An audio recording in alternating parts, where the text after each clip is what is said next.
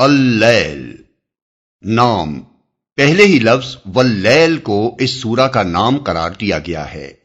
زمانہ نزول، اس کا مضمون سورہ شمس سے اس قدر مشابہ ہے کہ یہ دونوں سورتیں ایک دوسرے کی تفسیر محسوس ہوتی ہیں۔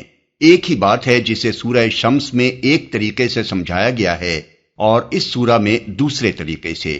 اس سے اندازہ ہوتا ہے کہ یہ دونوں قریب قریب ایک ہی زمانے میں نازل ہوئی ہیں۔ موضوع اور مضمون، اس کا موضوع زندگی کے دو مختلف راستوں کا فرق اور ان کے انجام اور نتائج کا اختلاف بیان کرتا ہے۔ مضمون کے لحاظ سے یہ سورت دو حصوں پر مشتمل ہے۔ پہلا حصہ آغاز سے آیت 11 تک ہے اور دوسرا حصہ آیت 12 سے آخر تک۔ پہلے حصے میں سب سے پہلے یہ بتایا گیا ہے کہ نوع انسانی کے افراد، اقوام اور گروہ دنیا میں جو سعی و عمل بھی کر رہے ہیں وہ لازماً اپنی اخلاقی نوعیت کے لحاظ سے اسی طرح مختلف ہیں جس طرح دن رات سے اور نر مادہ سے مختلف ہے۔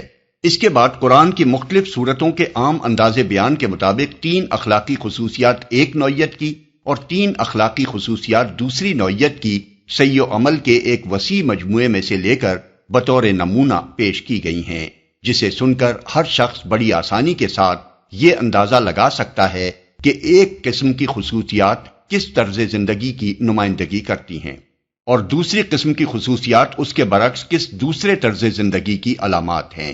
یہ دونوں نمونے ایسے چھوٹے چھوٹے خوبصورت جچے تلے فقروں میں بیان کیے گئے ہیں کہ سنتے ہی آدمی کے دل میں اتر جائیں اور زبان پر چڑھ جائیں۔ پہلی قسم کی خصوصیات یہ ہیں کہ آدمی مال دے، خدا ترسی و پرہیزگاری اختیار کرے اور بھلائی کو بھلائی مانے۔ دوسری قسم کی خصوصیات یہ ہیں کہ وہ بخل کرے، خدا کی رضا اور ناراضی کی فکر سے بے پرواہ ہو جائے اور بھلی بات کو جھٹلا دے۔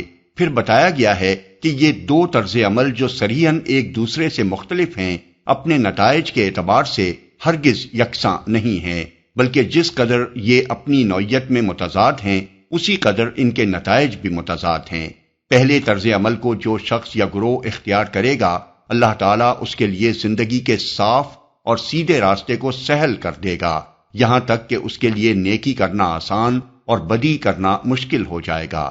اور دوسرے طرز عمل کو جو بھی اختیار کرے گا، اللہ تعالیٰ اس کے لیے زندگی کے بکٹ اور سخت راستے کو سہل کر دے گا، یہاں تک کہ اس کے لیے بدی آسان اور نیکی مشکل ہو جائے گی۔ اس بیان کو ایک نہایت مؤثر اور تیر کی طرح دل میں پیوست ہو جانے والے جملے پر ختم کیا گیا ہے کہ دنیا کا یہ مال جس کے پیچھے آدمی جان دیے دیتا ہے، آخر قبر میں تو اس کے ساتھ جانے والا نہیں ہے، مرنے کے بعد یہ اس کے کس کام آئے گا۔ دوسرے حصے میں بھی اسی اختصار کے ساتھ 3 حقیقتیں بیان کی گئی ہیں۔ ایک یہ کہ اللہ نے دنیا کی اس امتحان گاہ میں انسان کو بے خبر نہیں چھوڑا ہے، بلکہ اس نے یہ بتا دینا اپنے ذمے لیا ہے کہ زندگی کے مختلف راستوں میں سے سیدھا راستہ کون سا ہے۔ اس کے ساتھ یہ کہنے کی ضرورت نہ تھی کہ اپنا رسول اور اپنی کتاب بھیج کر اس نے اپنی یہ ذمہ داری ادا کر دی ہے، کیونکہ رسول صلی اللہ علیہ وسلم اور قرآن دونوں ہدایت دینے کے لیے سب کے سامنے موجود تھے۔ دوسری حقیقت یہ بیان کی گئی ہے کہ دنیا اور آخرت دونوں کا مالک اللہ ہی ہے۔